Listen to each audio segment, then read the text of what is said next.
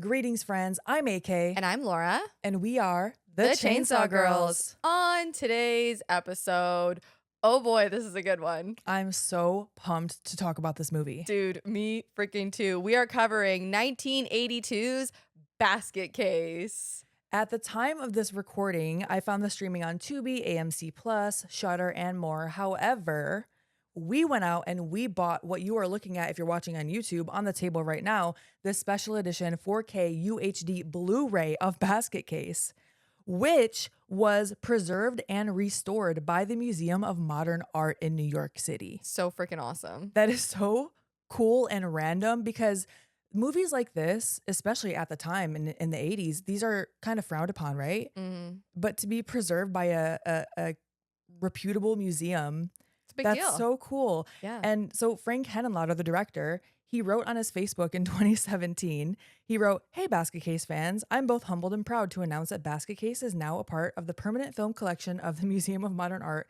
And yes, I asked them if they actually watched the film and they assured me that they did." That's so funny. I think that's awesome. Yeah. It's very cool. And it came with a bunch of like special features, like a documentary, there's commentary, there's I believe Slash of the Knife, his first movie's on there. Yeah. And this is the second Frank Henenlotter movie that we covered. The first one was Frankenhooker. And they both have that same New York City gritty feel. Ooh, I New York love City it. gritty. I like that. New York City gritty. I love it. Side note, we also did a bonus episode, an unboxing of that Blu-ray for our Patreon. Hell yeah. It was fun. It was good. I actually want to get one now too. Hell yeah. Yeah. Do you want me to read IMDb? I sure do. Let's do it. A young man carrying a big basket that contains his extremely deformed, formerly conjoined twin brother seeks vengeance on the doctors who separated them against their will. That actually is a really good IMDb description. They nailed it with that one. They sure did. So if you didn't know what you were getting into in this movie, strap in and strap on. Yes, we're starting it. Let's go. Do you want to dive in or do you have some facts you want to talk about first? I'm ready to dive in, but I do just want to mention this is also a trilogy, just so you know. Oh, yeah, it which surely we'll is. talk about toward the end. For sure. I want to mention this did have a $35,000 budget, and it was both written and directed by Henenlotter. Yes. Also, I just want to touch really quickly before we dive into the actual movie. Mm-hmm. This was filmed over a year. They started it in 1979, and basically how they shot it, they did it on 16 millimeter on shortcuts. So they would only be able to fit so much on the film strip at a time. Mm-hmm. And they kind of had to go to all these different locations. So you have to think of it this way. If you're shooting over a year, let's say you shoot a scene, and then 2 months later, you have to shoot the continuation of that scene in a different location. Yeah. And you have to pick up right where you left off. Yeah. That's tricky. That's really difficult. And the sets, like, for example, when you go into the motel, I was going to call it a hotel, but that ain't a hotel. I did keep writing hotel in my notes, but yeah, I think it's a motel. Looks like one. You walk into the motel, the foyer or like the front desk area is a different location than the stairs. And the stairs are a different location from where the rooms are. Like, they shot this all in different places. And the stairs are supposed to be right next to that front desk too. Absolutely. Wow. Yeah, and they had to film it over a year. And so there wasn't a lot of room for reshoots. Some of the shots they had to do in one take, which I'll go in further detail as we're kind of like moving along. But yeah, I mean, that's a labor of love if I've ever heard one. Oh, yeah. And that also makes sense, the one take thing with some of the scenes that they include in here. Maybe those were one takes. We'll get to them. All right, you ready to dive in? I surely am. Let's talk about Belial. We're not going to see him yet, okay? Oh, B. I know. It's our guy, B. Our boy B. Okay, so we open the movie we see a man in a suit. This is Dr. Lifflander. We'll find out. He's walking up to his house in the dark and he has some file folders in his hand and a briefcase. He looks very paranoid. He's saying out loud, "Who's there?" Things like that. It's very like over the top. Oh yeah, he's super paranoid, runs into his house. He starts calling the police. Yeah, because he's kind of like hearing like some like shuffling around outside. We can hear what sounds like breathing. Yeah. But like heavy breathing, like you're breathing in like toxic air. Kind of like you're struggling. Okay. And it seems as though, I don't want to say he knows who's outside, but he seems to know that someone's after him, which makes me wonder, how many bad things did this man do? Right. You know, in his life. Yeah. Or maybe he just thinks he's being stalked in general, or maybe he does know who it is. Right. Which we'll find out. Mhm. Well, we won't find out what he thought, but we will find out who it is. So yeah, he's in the house calling the police. We hear something crawling across the roof, and you can see that he's noticing it too because he's looking up at where that sound's coming from. And whatever this is pulls the phone line out. So now the cops answer, but it's too late. He can't even tell them what's up. Dr. Lifflander starts running around, locking all the windows. He grabs a gun. We see a shadow over at the electrical box outside. We see a hand, like a monstrous hand, that pulls whatever's going on over there. The power goes out. Yes. And okay, Lifflander's reaction to that, he goes, "Oh God, no, no!" Yeah, like you would. It was as if the worst thing ever happened. His reaction was so quick to go from 0 to 100. God, no! Yeah, yeah. And so, which I would be scared too, but yes. I would too, but I wouldn't be yelling, God, no! Yeah. Well, you remember the last time the power went out and I thought the aliens came, remember? And then because the Wi-Fi went out, everything went out, and I was convinced that the aliens had, descended upon us. They're coming. They didn't. But you didn't yell, "Oh no, no!" No. Maybe if you saw them. So he does see that something is coming inside, but he doesn't. I don't think he sees what it is because it's completely dark. But he has his gun and he just yells, "Oh shoot!" And then he just starts shooting a bunch of times. Dude, he just starts. That's what I'm saying. Like he either knows who it is, or he's done so many bad things in his lifetime that he knows that people are coming for him. I don't know that he might know what it is now. That's pretty quick to go from like being freaked out a little bit because you're hearing things to then grabbing your gun and just shooting it into the walls. Right. Well, we do at this point start hearing weird sounds like growling. So I think he does know something is in his house. I mean, I'm not sure, but he misses each time. So not a great shot. No, not very good. Not in the dark. And so this thing in the shadows grabs his face. I think this is actually where we see the reveal of the monstrous hand. Grabs his face, pulls his face down, and we just keep seeing the shot of where his head is. So his head disappears, comes back. It's all slashed up, bloody. Then all of a sudden we just cut to Dwayne. We meet Dwayne. So we don't know exactly what happens to Lifflander yet, but we see he's getting messed up. Yes, for sure. Blood sprays and, sayonara Slashes. Lifflander. Yeah. You say sayonara? Yes. And so now we cut to Dwayne. He's walking down the seedy streets of New York City. Okay, I just have to say, I have a weird obsession with New York in like the late 70s and 80s when it looks like super seedy and like, not scary, but just sort of like dirty a little bit. Yeah. I don't know. There's something about the vibes. Like I'm all about it. Yeah, we talked about this a little bit in Jason Takes Manhattan because it's the same vibes. Yeah. I would say even seedier in Basket Case. For sure. It's very much Frankenhooker. Yes. Like there's like, X-rated movie theaters and as we'll see in a second, like drug dealers just walking around. Cannot wait. And we see Dwayne and he's walking down the street and he's got a humongous picnic basket with him. Yeah, with a lock. It's big. And it's locked with a padlock. Yes, absolutely. And as he's walking down the street, a man approaches him. Okay. And this is a drug dealer.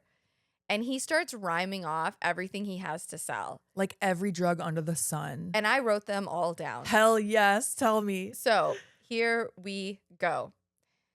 First, he says he's got joints and bags, nickels and dime bags, gold Columbia smoke, acid, blotters, rainbows, window panes, speed, downs, Seconal, don't know what that is, Valium, mescaline, THC, which now he's told him about THC several times with different names.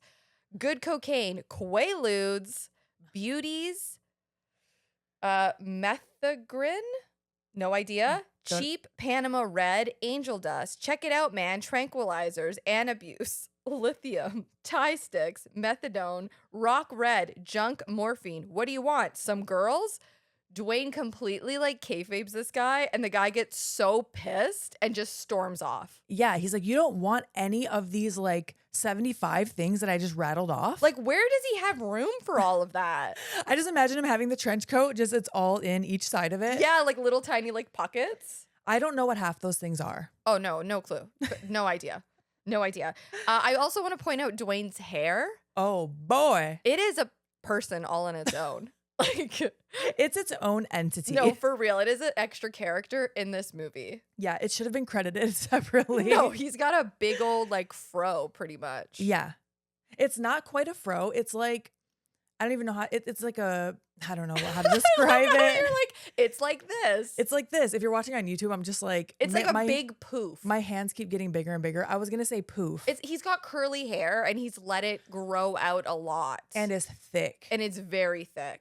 He should be proud of that. No, for real. Yeah, he's and Dwayne is sort of, he's got these like big puppy dog eyes. He does. There's like an innocence about him. He just seems very like this is his first time in the big city. Mm-hmm. That's the feel I get, like American Tail, you know? Yeah. And so Dwayne no-sells a drug dealer. He walks to a pay-by-the-day motel. Mm-hmm. And there are some interesting characters in there just hanging out in the lobby. Anytime there is someone hanging out in a lobby or like, I don't know, outside a gas station, it's the same vibe. Mm-hmm. I don't fuck with it. Oh, yeah, no, I know. And these guys are talking about some dude that like committed suicide by jumping in front of a cab.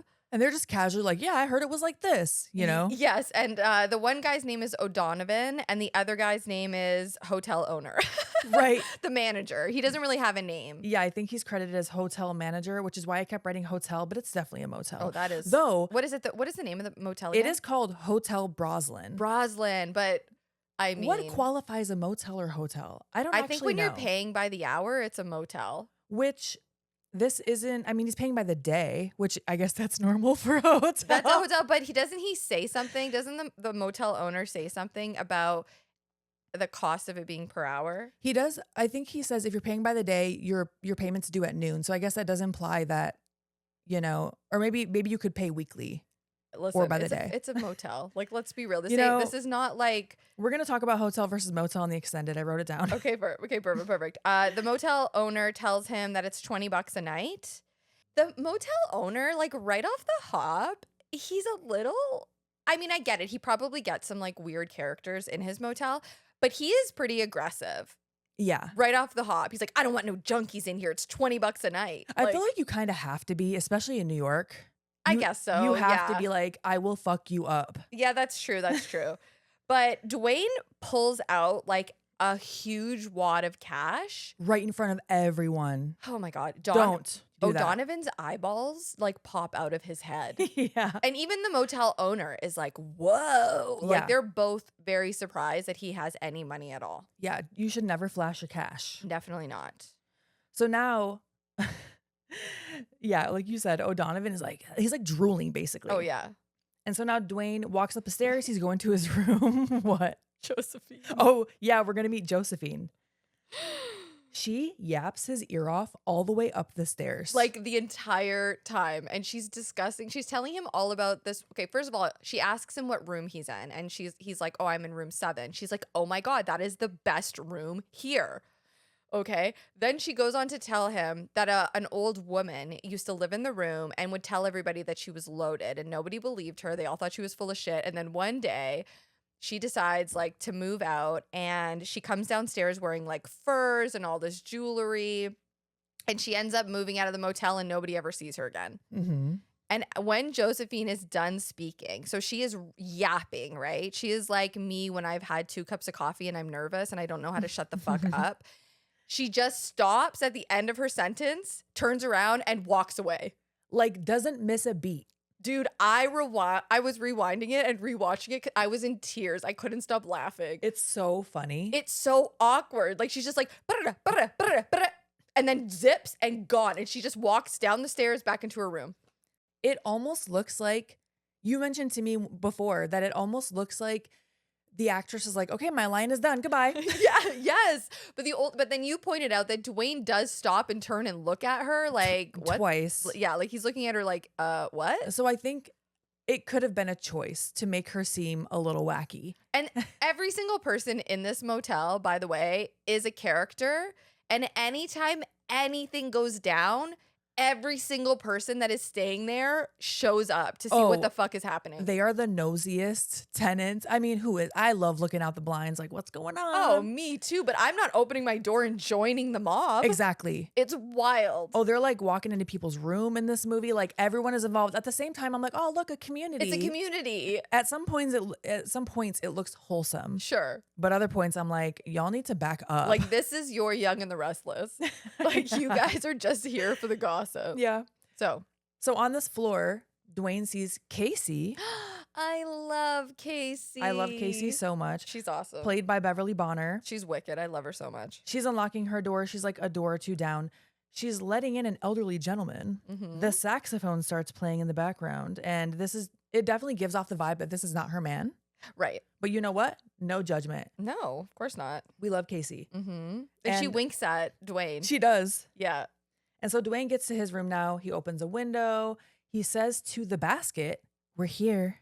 Yes. Oh, and can we just talk about how much of a shithole this room is? This is supposed to be the best room in the motel. Right. Let's just paint a picture, okay? I can't imagine what the other rooms look like. No, for real. If that's the nicest room, so there's like a rinkety old dresser up against the wall. There's like a shitty bed.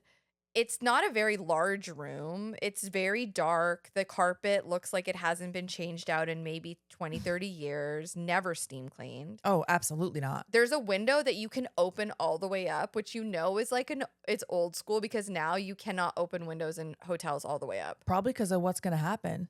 Absolutely. For this reason only. No, absolutely. And we see that Dwayne, yes, he's got the big basket and he's kind of like... Isn't there also just like a bed and a dresser? Like a bed nightstand. and a dresser. Oh, and there's a lamp without a shade. Yeah, there's just not a bulb. even... There's no TV. I don't know if that was standard for this time, that there weren't like little TVs in the room. TVs maybe were... That's why I'm saying it's a motel. Yeah. You know what it reminded me of? The Brandon Motor Lodge. Oh my gosh. The Brandon Motor Lodge had a TV, It but also did. it's a different time. No. It did have a TV, but it's I'm talking the vibes. I'm going to look that up too for the extended. I don't know if that was standard in hotels at the time. Yeah, because he does eventually pick up a TV. Yeah, he does. And it's the shittiest TV, but we'll get to that. But he goes back downstairs and he asks the front desk, basically like he needs to go get something to eat. And they're kind of like dicks about it. Yeah.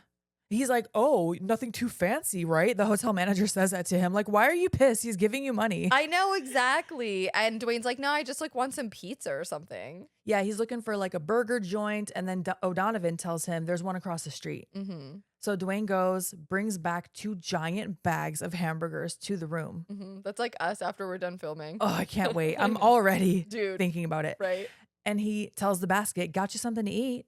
And he starts taking the beef patties out of these burgers, which, side note, maybe he asks for them like this. There's nothing on these burgers. Yeah, they're just plain. It's just bread and the beef patty. But he is taking the patties out and putting them into the basket. And something in the basket is eating them aggressively. Like scarfing them down. Yeah, like, I won't make those noises. Oh, no, that was very good. That was good noise. But some people are probably like, don't do that. If you have, what is it, misophonia? I don't know. I think it's called misophonia when you hate the sound of people eating. Oh, I do. Oh, maybe you have it. I'm not a fan.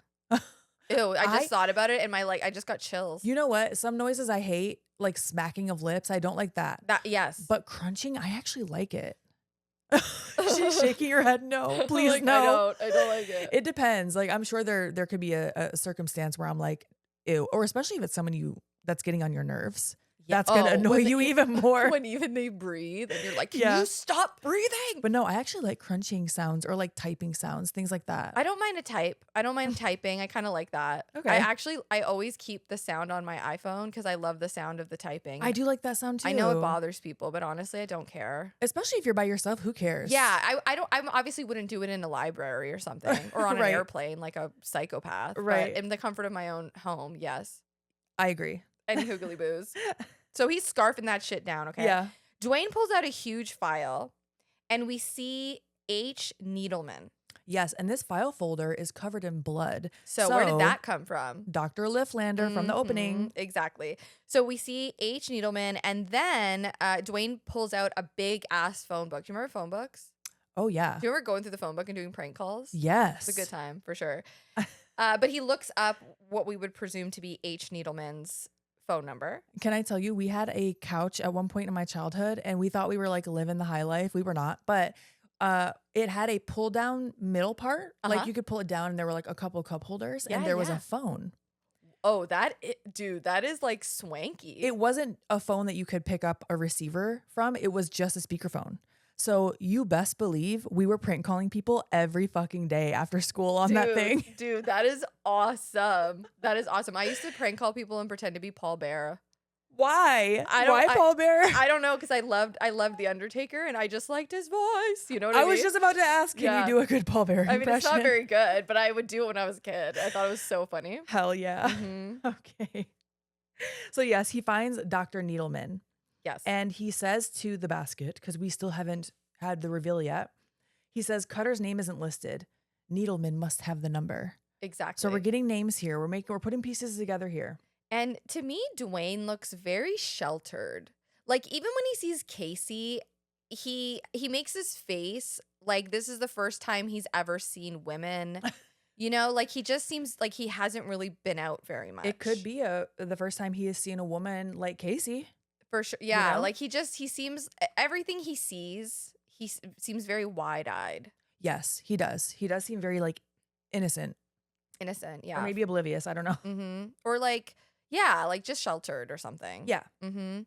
So now it's 3:30 in the morning and Dwayne is awoken by this creature. Well, his name is Belial, but I'm just going to call him B for the remainder of the movie. Okay. If you're comfortable with that. Yeah, I'll probably just say Belial. It's fine. Okay. So B is pacing around the room. And Dwayne is like, he wakes up and he's like, are you going to pace all night? Mm-hmm. And we don't hear B responding, but Dwayne can hear him responding. Right. So at this point, you're like, is there actually something in that basket? Is Dwayne actually talking to somebody? I mean, he was feeding it, but like we just haven't seen it yet. Yeah, like is this his own hallucination that we're seeing? Right, exactly. So they're kind of arguing. Yeah, he keeps saying something to whatever. We're seeing the POV of something on the floor, kind of pacing back and forth. Yes. And Dwayne keeps saying things as if it's in response to a conversation, but we just don't hear the other side. Right, exactly. And he basically tells him, like, we need to go to sleep. We have to wake up early. And the long and short of it is he's just like, can you shut the fuck up? And he like puts a blanket over or a pillow over his head. He needs to go to bed. Yeah. So it's the next day and the dude in the lobby like is peeking. This is O'Donovan. He's peeking in Dwayne's keyhole. Oh my gosh, like yes. a creep, dude. Like an absolute creep. And Casey catches him. And she straight up calls him out. Oh, yeah. I love that. I know. And I just love Casey. So O'Donovan runs off. Yeah. She's like, you better leave or I'm going to start pounding on this door. Yeah, exactly. And then Casey kind of goes off to herself. Like her frustrations of like the tenants and shit in the motel. Yeah. She also says something to O'Donovan that alludes that this is not the first time she caught him peeping. Ew. So before I learned his name, I kept writing peeper. He's a peeper. Yeah. He is. He's gross. Yeah. And so she does change her mind before she gets to her room. She goes, you know what? She goes back to Dwayne's door and does knock. And she tells him, look, you got someone snooping around. Yeah, like hide your money. Like if you have any valuables. She gives him the Iggy. Yeah. And I think this establishes that like Casey's a good person. That's a pro wrestling term in case you don't know. Oh, yes. She's super friendly. We love Casey. Yeah. And oh my gosh, I love this part because she just turns and walks away from him and without looking at him, like she's walking toward the camera. We're POV down the hall toward her room and she goes, talk to you later, kid. Bye. And I don't know why. I just thought it was so funny. No, I think I know exactly because it almost sounds dubbed. Dubbed? Yeah. And Dwayne doesn't seem too concerned with this.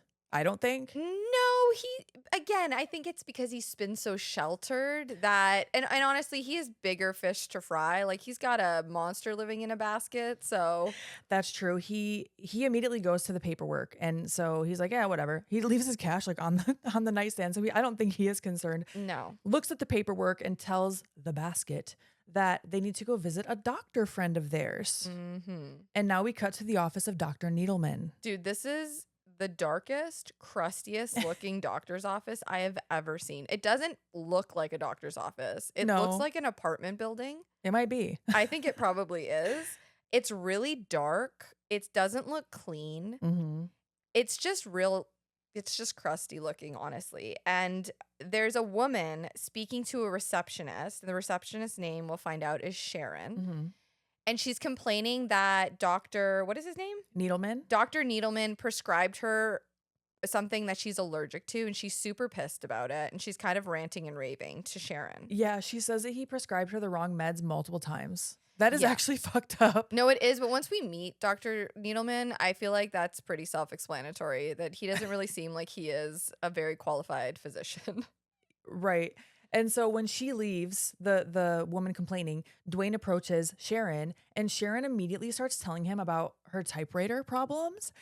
Like, she starts yapping, and then she goes, yeah, it keeps making these sounds like, ree, ree, ree, ree, ree, ree. I was like, what is going on? Dude, when I tell you that I yap, like, if I ever start doing that, you have to be like, whoa, girl, Yeah. slow down.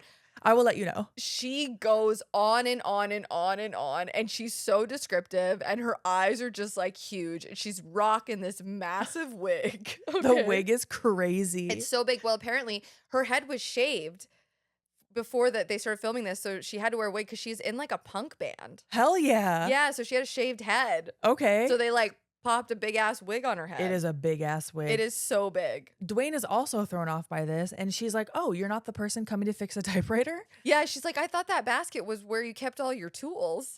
Imagine a giant picnic basket. And I love that she doesn't even question it. She's just like, whatever, I just need you to fix this typewriter, please. Right. You know? And so he asked to basically see Dr. Needleman same day, and she's going to let him because there's like no one there. Right. She kind of messes with him. She does. I like her. She's flirting. She's flirting for sure. And she's super, but she's also, as this conversation goes on, okay, just wait. He tells her what his name is because she Mhm. asks him. And then he's like, wait, but don't write that. Write Dwayne Smith. Yeah. Like, he just changes it last second, but it's so obvious that, and then she's like, she's kind of looking at him. He's like, oh, it's a surprise. I want to surprise him. I'm like an old friend or something. Right. And she's like, oh, he'll love this. He's a bag of laughs. Like, really? Is he? He doesn't really seem like I him. don't think he is. But Dwayne is just he's so odd. Oh, yeah. Some of his dialogue and some of his responses in this are so funny. Oh, it's so good. So he sits down, right? And he's kind of filling out some paperwork, and she's asking about the basket, and he's not really telling her. But then all of a sudden, she starts asking him if he's gone to all of these tourist spots in the city, okay? And as she's asking him, and he's kind of shaking his head, she just seems like she's getting more and more offended that he hasn't been to any of these like spots in the city. Oh, she is personally offended because she asked him about like Statue of Liberty, and he's like, oh, I haven't had time. And she goes, what about Radio City Music Hall or the UN? You had time for them? Like, when she asks, yeah, time for that. Like, it's so accusatory. Why are you so offended? Like, girl, you just met him. But then she offers to be his personal tour guide. So I think she just wanted to slip in a little. Do you think know. she's just like, she just loves banter? I think so. She is coming on very strong. Very strong. But I she mean, just met him. yeah. So then Dwayne does go to see Dr. Needleman. It's his turn. Dr. Needleman tells Dwayne to take off his shirt. So I don't know if Dwayne, I didn't catch if Dwayne said like, oh, I have something on my side or whatever. So, yeah. So Dwayne tells the doctor that he has like chest pain. Okay. But before he does that, can I just say that Dr. Needleman is in there just chowing down on a big old sandwich. And he tells Dwayne to go into his exam room. His exam room, again, Yeah. is so crusty. Like, I could not walk into that room. Yeah. It looks like it has never been, it is not sanitary.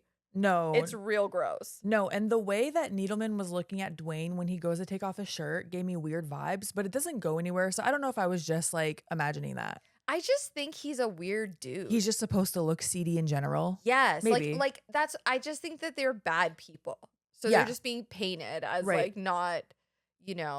Yeah, right. And so Dwayne takes off his shirt, which reveals this giant scar on his right side, like all up his torso. It looks almost like he was cauterized. Yeah, that makes sense. Yeah, and the doctor does look disturbed, Yeah. I would say. And then we cut to Dwayne leaving, Oh my god. and Sharon's like, so is he surprised? And Dwayne goes, Oh yeah. like the way he says it is so funny. It's hilarious. I'm like, why are you saying it like that? Yeah. So this whole time, I thought they killed Dr. Needleman here. Oh, But okay. we find out that he didn't. And I'm like, well, what did he do then? And we'll figure out more soon. Now, Sharon here is hinting at wanting to go out with Dwayne. She is still flirting with him, and he doesn't seem interested. Like, he kind of turns her down, and she's like, well, you can't say I didn't try. And he goes to leave. He puts the basket in the hallway, but then he goes back to her and whispers, can I call you tomorrow? And then she whispers her phone number. And then he asks for her address and she gives it to him. I'm like, girl.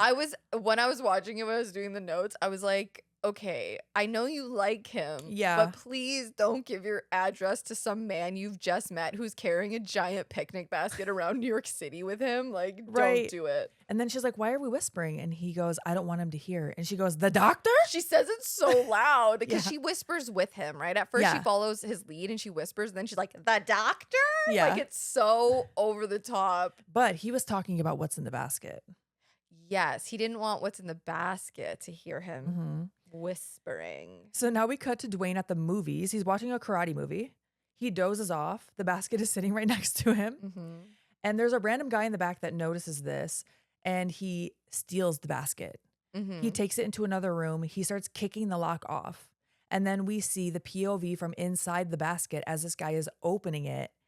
And the guy just screams. Yep. Dwayne hears this. He runs to go find them. And as he's running to find them, he sees the guy running away, like away from where the basket is, holding his face. Right? And then Dwayne grabs a basket. He's talking to inside of it. And he's like, save it. Just save it. Yeah, not yet. Yeah. We cut back to Needleman, who is trying to get a hold of somebody on the phone. And we see a New York City address and a phone number, right? Yeah, we also see that there was an urgent note from him on his desk that he didn't see until right now. It was from Lifflander. Exactly, yes. So then we cut to these two people having dinner. And this has to be the weirdest dinner of all time. Oh my gosh. Yeah, so Needleman pulls out Cutter's number from the Rolodex. Yes. Oh my gosh, a Rolodex. And so we're being introduced to Dr. Cutter and her younger intoxicated boyfriend ? / boy toy? Dude, it's so freaking weird. They're having dinner and he is like basically telling her that he's like getting too drunk. And she's just like, oh, I like it when you're drunk and sloppy. Ew, she says she likes to get him drunk because she thinks it's cute when he slobbers. It's so weird. And it's also like, she sounds like Sigourney Weaver. And she looks like her. From that angle, she does. Yes. And also she looks like a robot to me. Like it's just a weird, I don't know how else to describe it except that it's uncomfortable. I agree. When we were watching it last night, you mentioned she almost looks uncanny. Yes. Yeah. The way she's looking at him and with like dead eyes. Her dialogue and her movements are kind of robotic. Yeah, dude. It's real weird. But the phone rings and it is Dr. What is his name? Needleman? Cutter? Wait, she's Dr. Cutter. Yeah. Needleman, sorry. No, you're good. So Dr. Needleman calls her and he basically tells her about Dwayne coming to the office. She does not seem fazed by this one bit. No, she is annoyed that her dinner is being interrupted. Absolutely. She doesn't care. Like, don't worry, girl. Your boyfriend ain't going nowhere. He's over there getting sloppy drunk. Right. But we do find out that Dr. Lifflander was cut in half. Oh, yeah. Yeah. And even then, she doesn't care. Right. And Needleman is freaking out. And he references like 20 years ago doing a surgery, someone from Glen Falls. And he's like, well, some 20-year-old from Glen Falls showed up today, had a scar. And Dr. Cutter is like, listen carefully. We don't know any Dr. Lifflander, and we've never been to Glen Falls. I'm going back to dinner. Goodbye. She's just done. Yeah. Oh my gosh. She goes back to this guy and she goes, sorry about that, Cuddles. Now, where were we? Not Cuddles. Cuddles? Look, what do you think the age gap is here?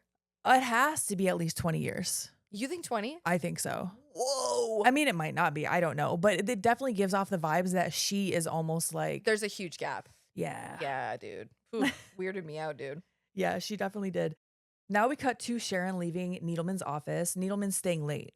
Yes, exactly. Do you notice the poster in the background that says novelty rubbers? I did. Okay, I thought that's what it said, but I wasn't sure. I saw novelty and it looked like rubber. Rubbers. Wow. And so Dwayne is waiting. He's waiting for her to leave. He's watching her with the basket, telling the basket, she just left. He's in there all alone. So now he brings the basket into the office. He like straight up lets Belial. I'm going to call him B. That's fine. I can't. He lets him loose. Yeah, he lets him out of the basket and he goes, don't forget the address book. I love Yes. that Belial also has a mission in addition to just mauling people. No, for sure. Because honestly, when you hear the sounds that come out of his mouth, like I just didn't think there was a thought between those eyes. So Dr. Needleman is walking through his office. He notices the front door has been torn down. Dude, it looks like it has been through a tornado. Like that Legit. big ass door is like off the hinges. It Yeah. looks like a bull like ran through it. Yeah.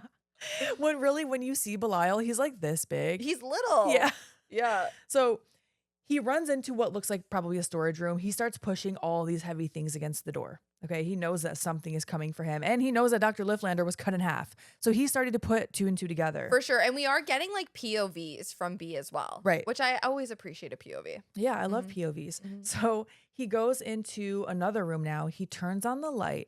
And there on the fucking side of the wall, clung to the wall like an insect, is Belial. Or basket case, whatever you want to call him. Or B. How would you describe him? Okay, literally on my notes, I wrote, describe Belial. Okay. I'm going to say he looks like if a person was morphed into a candle and then started melting with do you know what I mean? Like he's got this sort of like waxy, like melted blob of a head. Yeah, he's bald. He has 2 giant monstrous arms coming out the side of his head, essentially. Yes. There's nothing else. There's no torso. It's just a head with like arms. And he sort of has like, I don't want to say he has like a chest. Maybe an upper. It's almost like, it's like almost like right above your chest. Like he has a sternum. He's got a sternum. And his eyes at first look like there are no eyeballs in them. Yeah, like they're just black. They're just black. Yeah. They also turn red at some points. They do. And he does have a nose. And he has razor sharp teeth. He got some really sharp teeth. He doesn't speak. He does. We'll find out he telepathically speaks to Dwayne.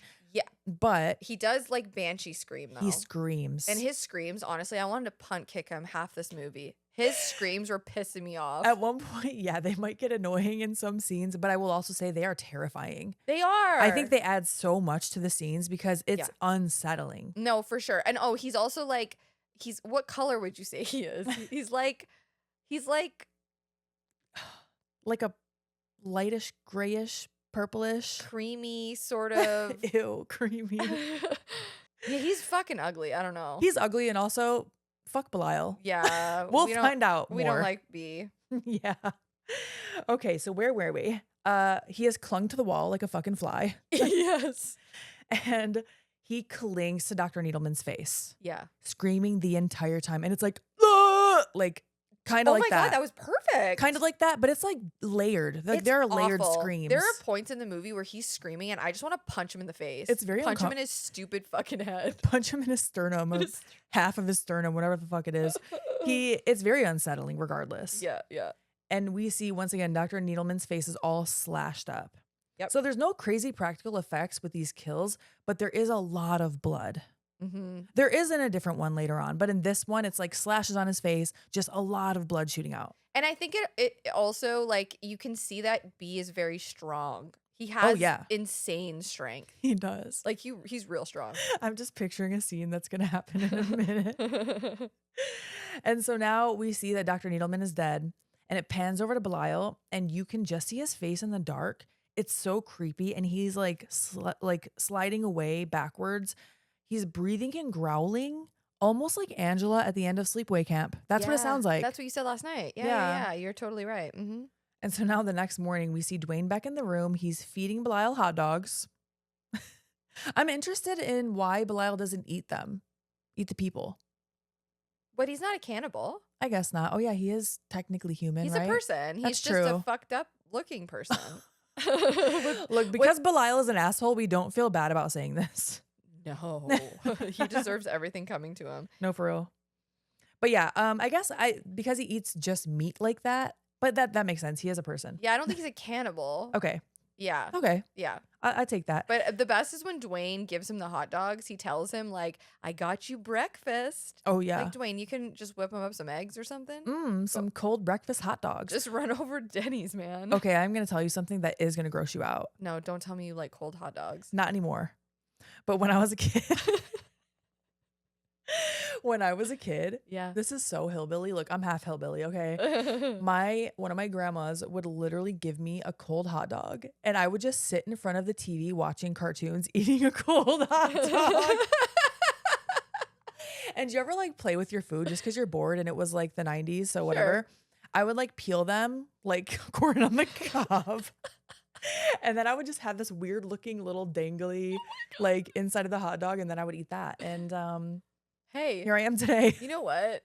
Listen, we all had weird food things when we were kids. Oh. I like dill pickle chips with cookies and cream Hershey's broken up inside. So Was that a childhood thing or that's a Yeah. now thing? yeah, no, that was a childhood thing. I don't know if we had dill pickle chips here in the US when I was a kid. Oh, maybe not. I feel like that's a new thing for me. Oh, it was good. I mean, I bet you it's still good. It was good back then because this was like sweet and salty. Yeah, I want to know. I want to know what your weird food things are if you have them in the comments if you're watching on YouTube. Yeah, tell us. Tell 'Cause us I the wanna weird try them. shit. I know. Not hot dogs, though. It's a hard pass for me. Although I do love vegan hot dogs that I toss in the air fryer and they get all crusty. They're so good. Nice. Crusty's the word of the day, apparently, for me. Crusty all over this movie. Okay, so now we are in the apartment. He's eating hot dogs, and Dwayne tells Belial, hey, I just need to go to Cutter's apartment real quick. Like, it's not necessary to bring you along today. You don't need to come. I'm going to go snoop. Look what I got for you. I got you a surprise. Yeah, he gets him a little TV that is like, I don't know. I don't even know how to describe it. My dad had the exact TV. It's probably no bigger than my laptop, and I guarantee you it weighed like 80 pounds. Yes, it's one of these old school TVs that have like turn dials on them. Yeah. And they're really big and they're really heavy and the screen is quite small. Yeah, it has an antenna, probably has like 3 channels. It reminded me so much of my dad's house. Yeah. He had it right up until the end. Yeah. These, like old ass TVs. And Dwayne tells Belial, got it on 14th Street. It even has a guarantee. And then he tells him also as he's rushing out the door, because he is really trying to go to Cutter's apartment. Yeah, he's hauling ass. And he's like, yeah, just in case, also got you a paper. And then is like leaving already, shutting the door. Yeah. And Belial, his hand reaches out of the basket. He goes to turn the knob on the TV and the knob breaks off immediately. Like, honestly, he's such a little shit here. He has like a full-blown tantrum. It's so funny to me. No, it is. Yeah. Some of the scenes are so funny. Yeah. Well, not quite yet. I would be pissed too. You just like rushed out, got me this shitty TV that doesn't even work. Yeah, but poor Dwayne has to spend every waking moment with this basket. Yeah. Where he's, grunting and he has to like steal him cheeseburgers and shit. And we will find that Belial is very possessive of Dwayne. Just a tiny bit. So I also don't blame Dwayne at all. No, exactly. I mean, just for, wanting to leave him. And have a life. I don't know. Yeah. I do blame, I was going to say blame Dwayne. I do blame Dwayne for other things. Well, but yeah. not for wanting to get the fuck away from Belial. No, exactly. So Dwayne goes to the Statue of Liberty with Sharon. That was really what he was doing. He's not going to Cutter's apartment at all. No, he's not. And so something about this scene, they did not have permits to shoot at the Statue of Liberty. Oh boy. Yes, you were telling me something. Hennon Lauder, the director, told the actor that plays Dwayne, Kevin Van Hentenryck, something.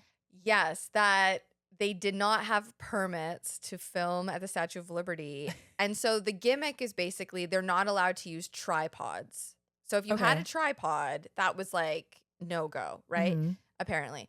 So they did everything handheld. And he told him, he was like, dude, you need to get the shot like immediately. You've got one take because we need to get the fuck out of here because we do not have permits. And this is, we got to go.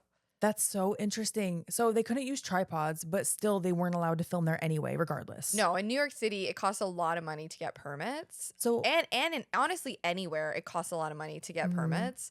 So there are quite a few scenes in this movie where they didn't have that. And they had to sort of just like, I couldn't imagine. No, you know what? The opening, when Dwayne is walking down the street in New York City, like in the opening, a raving man burst out of a porno store and threatened the crew not to film his store. Oh, shit. So I don't know if they didn't have a permit for that. Maybe, or that guy is just... Like, don't film my porno store. Yeah, which like, what do you mean? From the street? Yeah. That's not illegal, right? Well, if you're filming without permits, it definitely is Right. illegal. So I think there were times in this film, outside of even the Statue of Liberty, maybe, where they They were did. just getting the shot and going. Yeah, I mean, they did the same in Frankenhooker. Yes, exactly. So it doesn't really surprise me Yeah. that they were doing this. I mean, it was a budget. They were doing Right. this on a real budget. Like 35 grand is nothing for a full length movie. It is interesting to not be able to film in public areas, but also I understand, like, imagine if anyone could just do that for free. Like, the streets would just be chock full, especially New York City. Well, yeah, and if you think about it now, like people are using their phones and stuff everywhere, but I Yeah. guess it's definitely different when you have like a film crew. Right. You know, because like Jason Takes Manhattan, when they filmed in New York Times Square, they definitely had it blocked off Because they had a permit. because they had a permit. Right. Exactly. Yeah. But they couldn't get more permits. Right. Because it's very expensive. very expensive. Yeah. It's so interesting too, because I wonder what happens after. Like, now it's known that he didn't have a permit, but it's like too late. I Yeah. did it anyway. You're like, do you Yeah. get fined? I don't know. I'm sure like if they got caught, they get fined. But after the fact, It's what like, are you going to do? Yeah, exactly. we're not condoning anything illegal, just for the record. Okay, so they're at the Statue of Liberty, and Dwayne tells Sharon, "Don't be mad, but I don't really want to see the city. I just wanted to be with you," which I thought was Yeah. so sweet. It was really cute. And then she responds and says the same thing back. She just wanted to hang out with him. Yeah, and she gives him a little kiss, and it's so funny.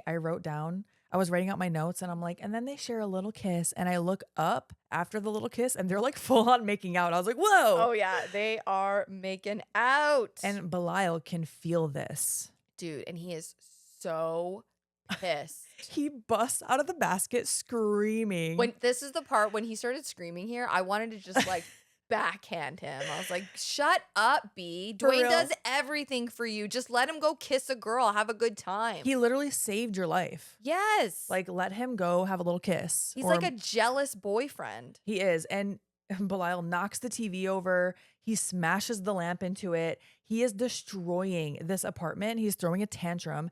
And Josephine hears this from across the hall. She wants to know what's going on. Oh my gosh, the stop motion. They use like stop motion for Belial here. Yeah. When he's like floating around the room, basically. Yeah, I love Not it. floating. Dude, I love stop motion. I do too. It makes it so creepy. Yeah. It feels creepier to me for some reason. Same with But like in Puppet Master when the puppets are running. Yeah. It's super creepy. I love it. it's he's sliding across the floor, I should say, not floating. Yeah. And so now a bunch of people are gathering out in the hallway because they can hear the commotion. Okay, this is what I'm talking about. Anytime anything happens in this hotel, motel, whatever, every single person that lives in that hotel comes out of their rooms and they want to know exactly what's going on with the hotel owner Yeah. front and center. Yes. And they can hear him screaming, throwing stuff. Belial gets the files, starts throwing them around. Yeah. The manager is about to unlock the door to go in there. Oh, I think you're laughing at what I'm laughing at. The wide shot of him shaking the bed. Yes, this is what I was thinking of earlier. It's the whole room. You see the whole room. Belial is just grabbing the bed frame and just doing Like up and down. up and down. And you just see this little monster with ginormous hands holding the sides of the bed, just rocking it up. And it's so funny. It is so fucking funny. Oh my God. And so the manager does get into the room, and Belial must hear this because he hides. He does. He goes back into his basket, doesn't he? Yeah. He does go back into the basket here. And so the manager has to push people to the side to even get this door open, by the way. And Josephine and Donovan go into the room as well. Yes. And when the manager does too, like, y'all need to stay outside. That's what I mean. They're all so snoopy. They're nosy neighbors. And O'Donovan sees the wad of cash sitting on the nightstand. And Josephine is still yapping, by the way. Oh, she never stops talking. And so now the manager is sending people away. He's like, all right, everyone go back to your rooms. O'Donovan is like, I'm going to go lie down. I'm not going to come back and hang out with you in the lobby. I'm going to go lie down. But once everyone leaves, he picks the lock to Dwayne's room. Little fucking creep. He goes in to steal the money, and he's like standing in the room counting it. Okay, we both turned to each other and we're like, you need to get out of there, dude. Right, not condoning stealing the money, but why would you just Why stand? would you stay there? Yeah. And take the money and go and then count it in your room. Right, Dwayne could come back any second. Josephine's nosy ass could come back out in the hallway. I'm surprised Josephine didn't come around the corner and tell him a story. I know. Just no selling the money. So anyway, yeah. Yeah, exactly. But I mean, not that O'Donovan wasn't already greedy, but he gets even more greedy. And now he wants to start searching in the nightstand. He wants to start opening the basket. Oh, yeah. This was his fatal mistake. You could have just made it out with the money if you just left O'Donovan. Greedy.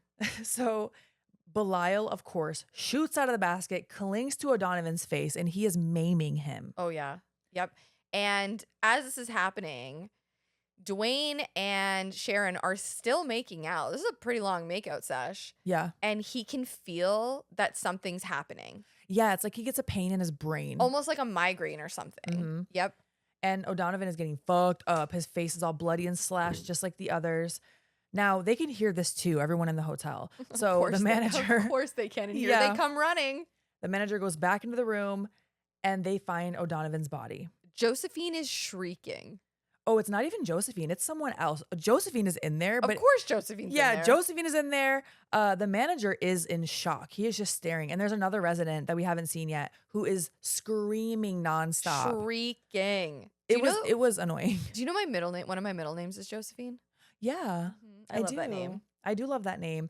And I would have been like, okay, lady, maybe step out of the room. It's time to go downstairs. Yeah. But I think the manager is just in shock. And so now Dwayne goes running back. He's like, I got to go back to the hotel. He tells Sharon, and he just books it. Yeah. So when he gets back to the hotel, the police are there already. They're questioning people.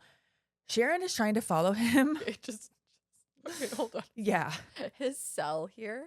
So he gets back to the hotel. Sharon's not far behind. When he goes in, he talks to the manager for a second, and the manager basically tells him that O'Donovan is dead-zo. Okay, and kind of tells him what happened. Yeah. And then Sharon tries to come inside. Dwayne grabs her by the shoulders, and he's like freaking out, and he tells her that she has to go. He killed him, and I don't want him to kill you too. Yeah. And he's like shaking her by the shoulders. It's so dramatic. And it's so dramatic. And then he runs off. And she's still into him, dude. She's like, Dwayne. That would be it for me. I'd be like, okay, this guy's got a little too much baggage. Time to go. There's a little too much in that basket. At the very least, it's a little bit of a red flag. Massive red flag. Also, it's like, okay, someone just got murdered. Maybe he's just hysterical. I don't know. All right. But he didn't have to shake her shoulders like that. Yeah, I'm like, don't grab me like that. Though I will say, this is at least strike one. We'll get to strike 2 and 3 soon. Oh, yeah. So now Dwayne runs upstairs. There's a cop that gets to him before he can even get into the room. Oh, yeah, like a detective is following him. Mm-hmm. And he's asking, do you have any pets? Do you have dogs in there? Were you with anyone? Where were you last night? And then, he's eventually getting into the room with Dwayne. And Dwayne's like, we went out for burgers. And the detective's like, we? And he's like, I went out for burgers. Like, oh, you don't look suspicious at all, Dwayne. Right. And so, of course, the cop goes, well, what's in the basket? And Dwayne is all innocent. He's like, nothing. Yeah. And so the cop goes to open it and it's empty. And Dwayne goes, nothing? Like he is like, oh, it's actually nothing.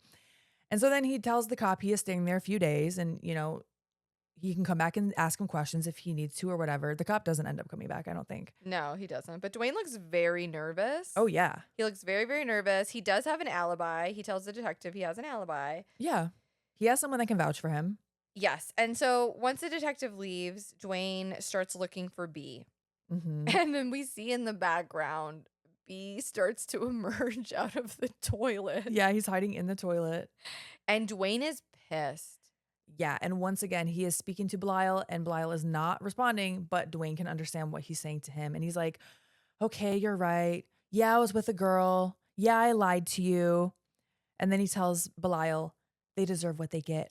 I'll never desert you. I'll never abandon you. Mm-hmm. I'll always be with you. And he like very caringly wraps B in like a towel and tells him that they'll always be together. Yeah. And then we cut to Casey at a bar. She's having a good time. She is so cute. And she's dressed, I thought she was dressed like a performer. So I didn't know if this was like a show she was doing. Yeah, that's what you were saying. Like she looks like maybe like a showgirl or something. Yeah, but I think she's just vibing. Yeah. She's having a good time. Dwayne is there. He's getting lit. He tells her he doesn't drink often. And she's like, that's obvious. And then she invites him to come back and drink with her, like at her really table. Sweet. Yeah. Yeah. They are both hammered now, and everything they say, they're busting out laughing. Oh, yeah. He tells her that he's a mailman. He's a mail carrier or mail sorter. Yeah. She finds that funny. Yeah. They're just hysterically laughing. Yeah, and she finally says, I have to ask, what's in the basket? That is the question of the movie. Dude, he just straight up tells her. He Mm. tells her the lore He of goes, B. he goes, my brother. And they both go, They're laughing. He tells them that they were twins and that his brother's deformed and looks like a deformed octopus. He says, he goes, he's deformed. He's a freak. He looks like a squished octopus. And Casey is becoming more and more uncomfortable. She's like, oh, like at first they're laughing about everything he says. Yes. But he keeps going. Because he just straight up trauma dumps on her. Because then he goes, our mother died giving birth to us. And then she's like, is he joking? I know, but like poor Casey is starting to get weirded out. Yeah, she even says, like, you're giving me the creeps now. And he's telling her, we can communicate telepathically. We used to be able to do it back both ways, but now I can't do it back to him. He can only do it to me. And he is going and going and going, and he's getting more and more bummed out as he's like explaining to her the background of him and his brother. Yes, and then we cut to a flashback. Because he passes out on the table. Mm-hmm. So it's like flashback / dream, I guess. Yeah. And we see the father of Belial and Dwayne saying, no, I don't want it in this house. They should have died instead of my wife. He's like sobbing. He's very, very upset. He wants them both dead. And he refers to B as a monster. Yeah, he's like, now I need 2 names, one for the child and one for the monster. And it's very clearly, his wife died in childbirth. He's very upset and he doesn't want this, especially the deformed, quote unquote, child. Mm-hmm. They go to live with their aunt, who we see with what is it called? A CPS, a social worker. Yeah. And she's telling the aunt that, can't they just have an operation? And the aunt's like, it's not that simple. And she opens the door and we see a young Dwayne with Belial attached to him. And it's like he's wearing like a shirt that just has a hole in the side with Belial hanging off the side like, raw. And like Belial looks younger too. Oh my gosh. They tried to make Belial look younger. I was dead. Yeah. They smoothed out his fucking skin. I know, it's so weird. I was dying. No, it's so good. And the actors that play the aunt, her name is Ruth Newman.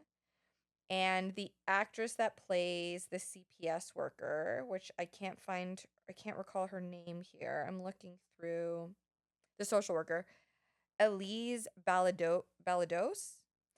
They both worked at the theater company, or the acting school, I should say, that Kevin Van Hentenrick mm-hmm. went to. Oh, cool. Yes, sorry, that was a mouthful. That was a lot. But so he had known them for a long time. Cool. Yeah, I just thought that was kind of like interesting. That is really cool. Mm-hmm. And so the social worker here is horrified. She didn't know what was going on here when she was like, oh, just give him an operation.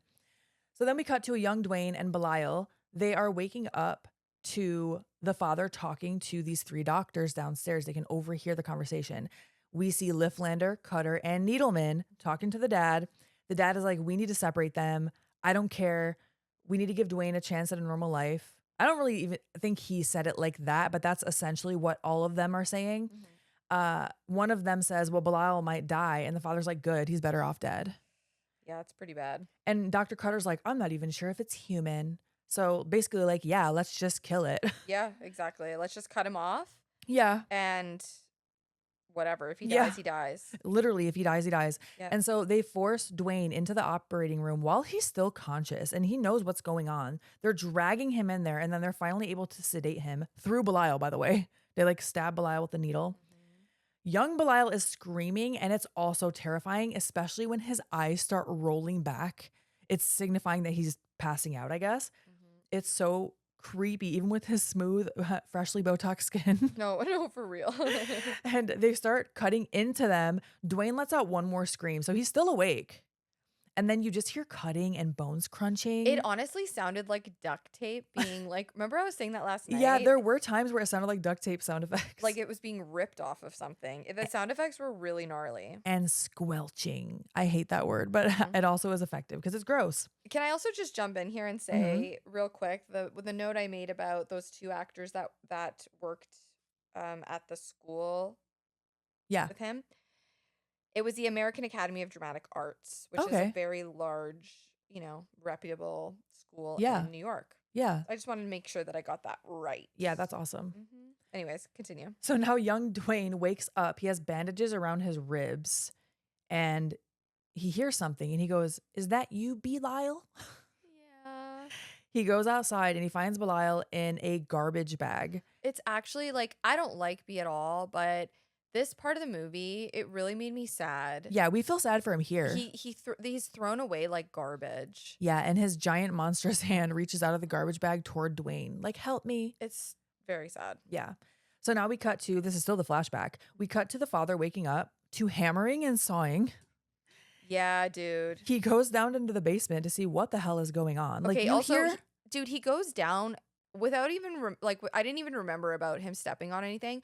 When he walks down that basement without any socks or shoes on, I cringed. Yeah. He is just barefoot. Like, Especially dogs out, no issue. Dogs out. I'm going, what the fuck? Especially if you have a basement where you have a concrete floor. That's what I mean. It's like, cold. It's cold. It's probably not clean. Yeah. And what happens? He steps onto a nail. Which is funny because they show him step onto these nails and they're very clearly sideways, like just laying on the ground. And he goes, "Ow!"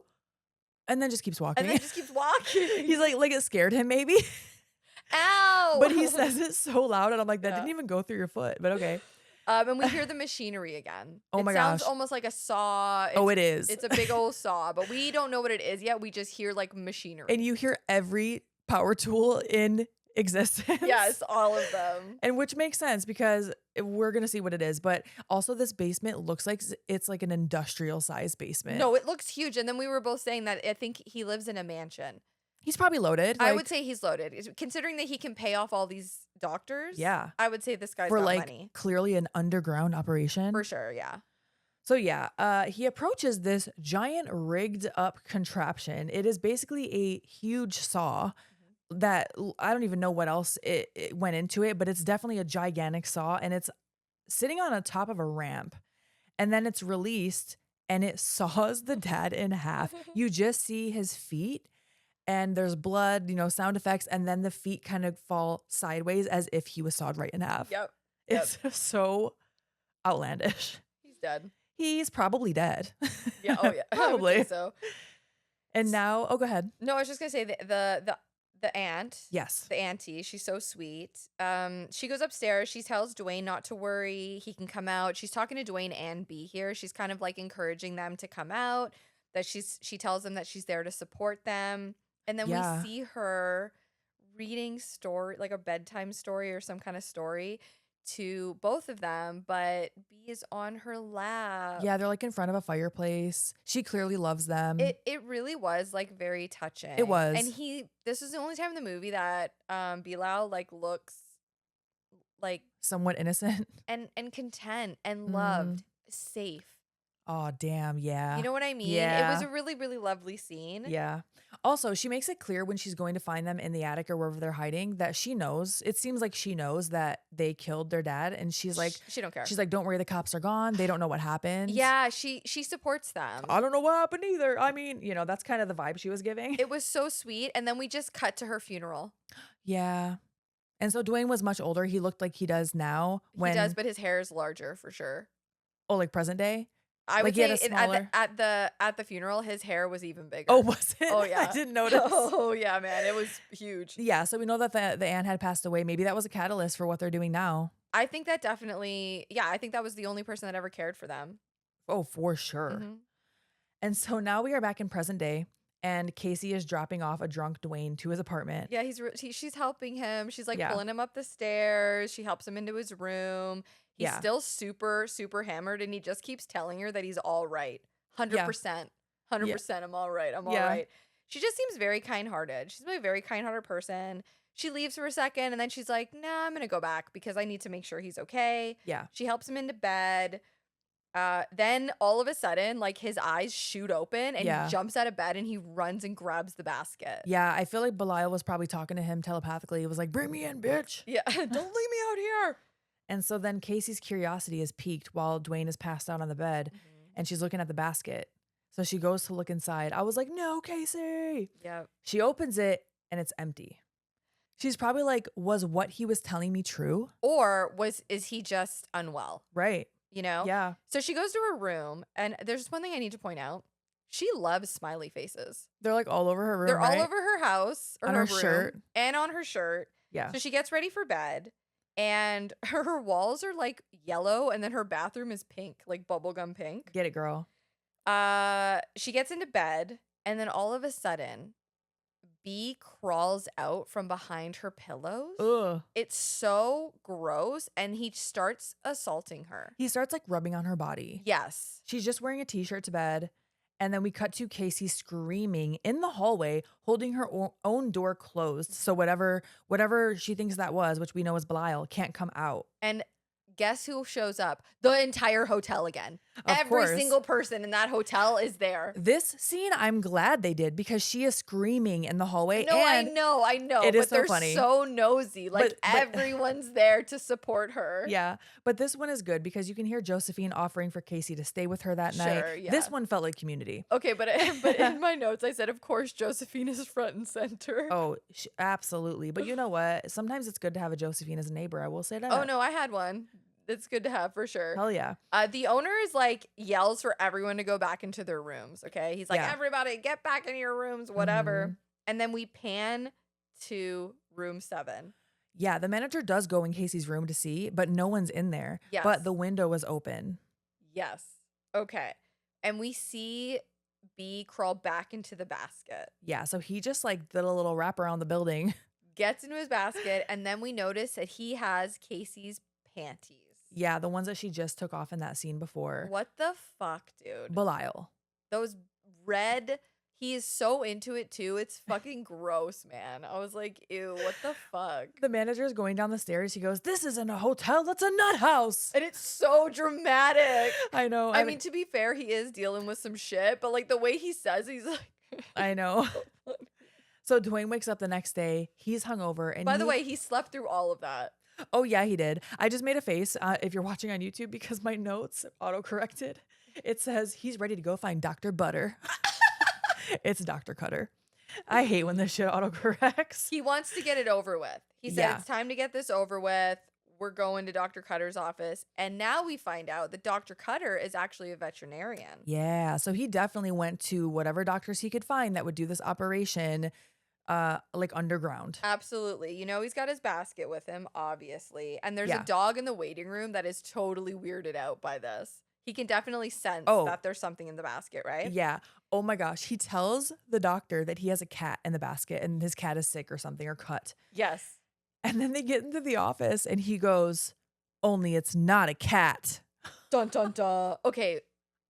Dr. Cutter Yeah. doesn't give a single fuck. Okay, I will say this about Dr. Cutter. She's a little weirdo, but she's kind of badass. No, 'Cause she is. I love when people just don't give a fuck like this. She is so unfazed. She straight up says to him, like, "Are you here because you're here to thank me?"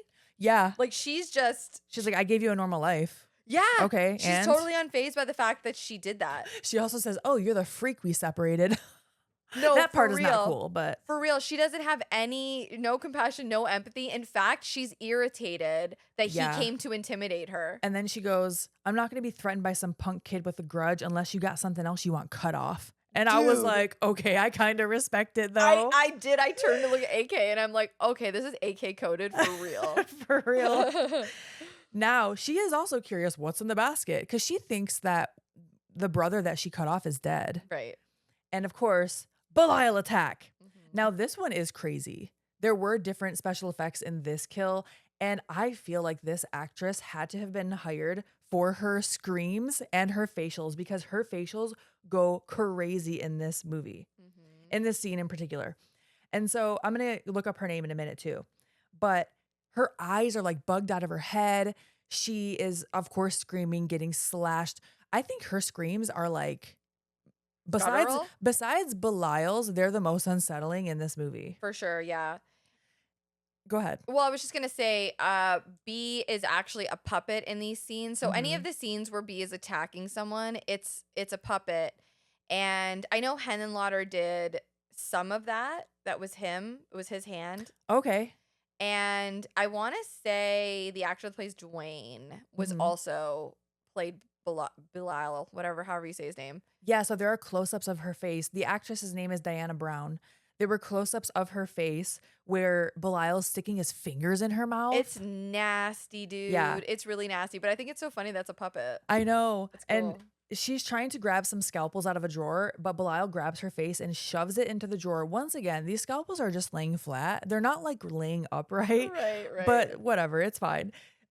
She when her twin receptionists for some Yeah, reason the twins. come to check on her or can finally get into the room, Dr. Cutter has these scalpels sticking out of her face and she's just screaming, like going cross-eyed. It's so over the top, but I love it. Yeah, it's very cool. And so now we cut to the hotel stairwell. Yeah, Sharon shows up, She man. shows up and she's very upset because she learned that Dr. Needleman was murdered. Yes, and she doesn't want to be alone. She wants to be with Dwayne, and she's crying on him.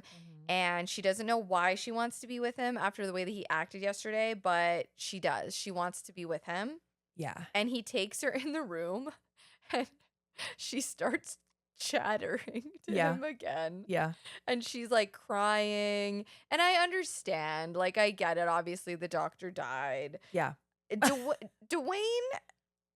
it's interesting because Dwayne obviously likes her, but there's definitely he's conflicted Yeah. for sure. But eventually he does start kissing her. Yeah. Which you already know how I feel about when people are crying and then the other person kisses them, but whatever. But in my notes, I wrote, these are two giant mountains of hair smashing together. I wrote that in my notes because Laura said it yesterday. I think yesterday you said two giant piles of hair mashing together. It really is. And they're like making out, and now they're making out on the bed. Oh my Okay, gosh. wait, he takes his jacket off.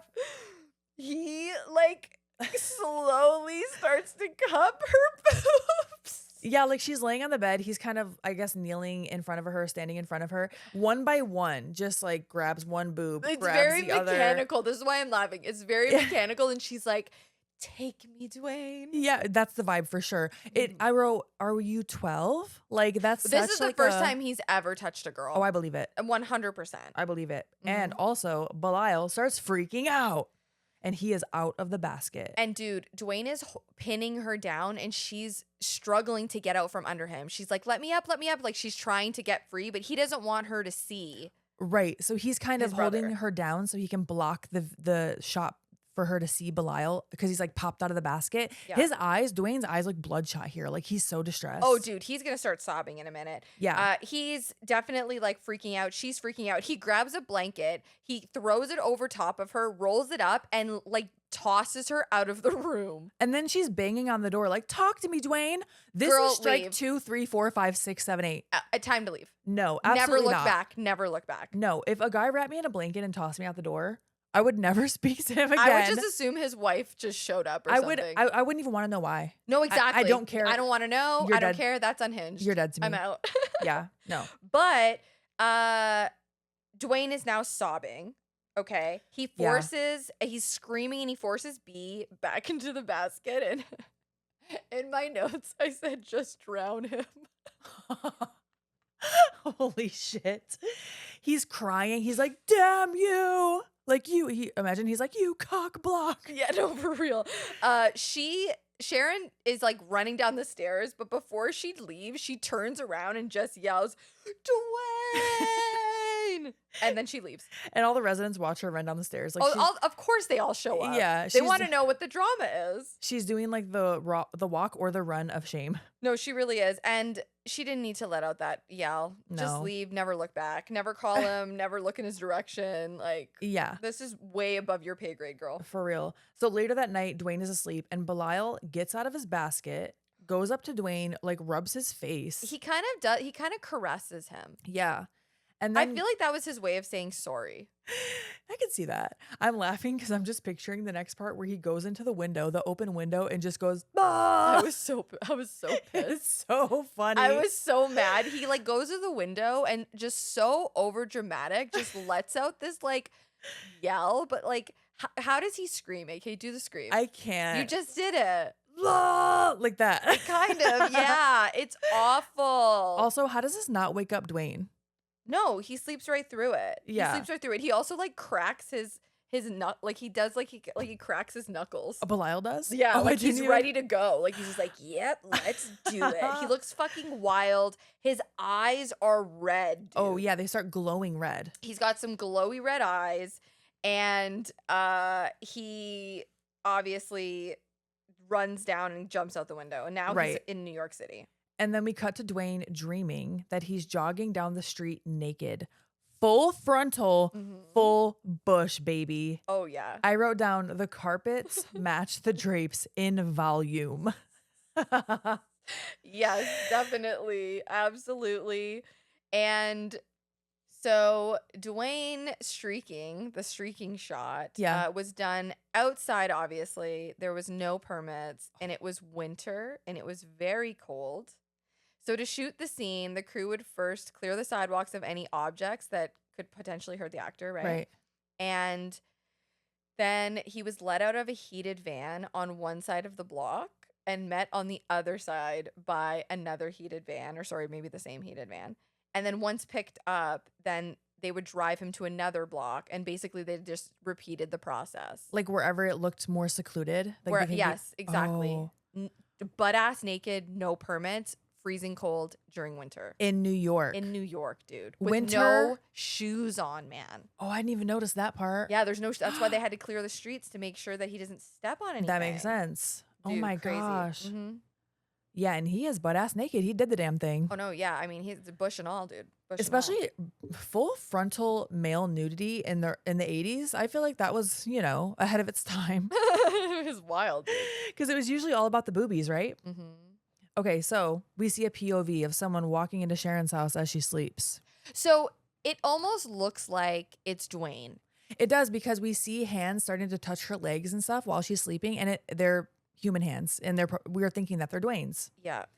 And, we're wondering, is this still his dream? Like, what is going on? In my notes, I wrote, he creeps his naked ass up to her apartment. Yeah, that's what it seems like. Yeah. And so then they kind of take off the covers a little bit. She's naked. They touch her boob. It's just very feeling her up, man. Yeah. And the POV seems to get on top of her. And then we cut back to Dwayne, who is in his own bed in his apartment, and he is drenched in sweat. Yeah. And he notices that the window is open. And he looks terrified. The camera keeps panning to Sharon's face too. Right. That's all we can really see. Mm-hmm. We do cut back to Sharon, and she's where we saw her. So whatever is happening is really happening, but it's not Dwayne. Yeah. And she's waking up and she screams. She starts screaming because Belial is on top of her. He's sitting on her chest, dude. And then he starts strangling her. He grabs her face. He starts strangling her. She's freaking the fuck out. He's freaking the fuck out. And it just keeps escalating to the point that he strangles her to death. Yes, presumably yes. She looks dead. I think so, yeah. Unless she's just passed out. I don't know. Yeah, I don't think they ever confirm. I don't know if they do in the sequels, but I don't know that they ever confirm. But she could very well be dead here. Dwayne is rushing to Sharon's house. So he immediately knows. He just senses what's up. Yeah. And he probably is going off of his vision. For sure, yeah. Or the dreams that he had. Yeah. So Dwayne gets to her house. He has the basket. He walks into her room, and we see a wide shot of Belial on top of Sharon, and it's very disturbing to me. I know this is a horror comedy, but this part is fucked up. Well, yeah, it's really nasty. I mean, it's presumed that he is assaulting her. I would say so. I don't know what exactly is happening. There's blood all over his bottom side. Right? Whatever his gimmick is, there's blood everywhere. Yeah, and she's bleeding, and it's definitely depicted that he is assaulting her, but yeah, I don't even want to think about the logistics of it, to be honest with you. I don't really know what exactly is happening, but Dwayne looks freaking shocked. Yeah. And obviously he grabs him and throws him in the basket and is scolding him. He's running up the stairs of the hotel. He's yelling at B in the basket. He's hitting the basket. He's losing it, right? Yeah. And of course, everyone shows up to his room. Yeah. The whole hotel's there. Yeah. Right? And he's still screaming at the basket. Mm-hmm. He's really, really pissed. Yeah. Dude. Belial reaches his arm out, grabs Dwayne by the dick. dick balls just grabs him and starts squeezing, dude. He is wearing jeans here. He's not naked anymore. That was just his dream. But he raises him off of the ground. He's screaming too. Oh, yeah. It's so funny seeing him floating there. He's like, ah. Belial ends up jumping onto Dwayne's face. They go tumbling out the window of this room. Yes. Then they're dangling from the Hotel Broslin sign. So basically, Dwayne is... B is hanging onto Dwayne, but he's also hanging onto the sign. So he's holding them both up. Yeah, and Belial's holding Dwayne basically by his chin. So his neck is like crooked. It looks really gross. It's really nasty. Yeah. Someone down below, because of course there is a mob of people down below. Someone goes, hey, are you okay up there? Yeah. What do you think? What do you mean? And then they both end up falling. Yes. And we see a bystander check on Dwayne's pulse. And so it seems that he might be dead. And that is the end. I know. And of course, Josephine is there watching. Oh, of course, Josephine. Josephine's probably front row. She's all up in there. And the credits start rolling, and they roll on top of the scene. So so the scene keeps happening, and the credits roll. The credits, half of them are not real people. Oh. It was such a small crew that they just made up a bunch of names. That's so funny. One of the names is Watson Pritchard, which is the name of Elijah Cook's character in House on Haunted Hill. Okay. The original House on Haunted Hill. That's Hell kind yeah. of funny. That is really funny. So yeah, there's no confirmation here that Sharon is actually dead. She could have just went unconscious. I like to think that she's still alive. But I like to think so too. She deserves better for sure. For sure. Yeah. And now we do know that there are 2 sequels, and both sequels feature Dwayne and Belial. So Dwayne did not die. He survives. Right. He is in the sequels. Absolutely. Yep, Yeah. for sure. So a couple of like fun facts about this movie. Yeah. So the film never had a set budget. Okay. They started filming with 16,000. Mm-hmm. Half of it was Frank Henenlotter's entire savings. Mm-hmm. And so basically what he would do is they would shoot a couple of scenes, and then he would take it to investors, show them, get more money, and then they would film more. So remember earlier I was saying that they were shooting over the course of a year. Right. They started in 79. So that's how they would get the funding for it. So they would shoot some scenes, take that to investors, get more money, and then shoot more scenes. Okay. And it sounds like Henenlotter was a pretty good salesman. Like he had a really strong pitch when he pitched to these investors. The wad of cash that Dwayne pulls out when he goes to the hotel was the budget. That was the budget of the film. They used that as a prop. Mm-hmm. Yes. So the crew would use whatever money they had to film some footage, like I was saying. They would show it to the investors. And there were a couple of like little things that happened during filming that I thought were kind of interesting. Yeah. So we talked about not having permits, right? The scene where Terry dies. Now it does say her death scene in the notes that in the research that I found. Did you say Terry? That's the actor. Oh, okay. I was like, who is Terry? All right. Yeah, that's the actor's name. Okay. So during the scene where Sharon dies, the actress name is Terry Susan Smith. When she dies, her death scene, the crew became so offended, and that they walked off production Because of what was happening in the scene? Yes. I don't blame them, because that scene has stuck with me. Like, this is not the first time that I watched Basket Case. And when that scene was approaching, I was already like, we even talked about it earlier. I'm like, should we give a trigger warning? But it's like we don't really know what is happening in the scene. Yeah, and it's a creature, I don't know. Whatever. And we like the scene is quick, and we brush past it. Whatever. No, for real. But I don't blame them for being like, I'm out. No, because who knows how much was filmed? Right. We only see a second. No, so true, so true. The bar scenes were shot in an S&M club in Manhattan that is known as the Hellfire Club. Hell yeah. The bar was actually so big that the crew used it for the basement scene with the saw, the buzzsaw, right? That kills the dad. So it was the bar's basement. It was the bar. That's why it was huge. It wasn't the bar's basement. It was the bar. And they just used it as a basement. They made it look like a basement. Okay. The crew had to hide all of the sex toys, which included a large swing. And there was like a bathtub in the middle of one of the rooms. I guess this bar had like several rooms in it.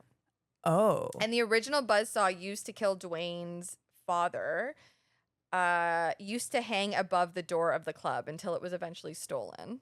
Oh, wow. which I think is like kind of neat. Yeah, it sucks that it was stolen, but that is really cool. And also that makes sense why that door said novelty rubbers. Yeah.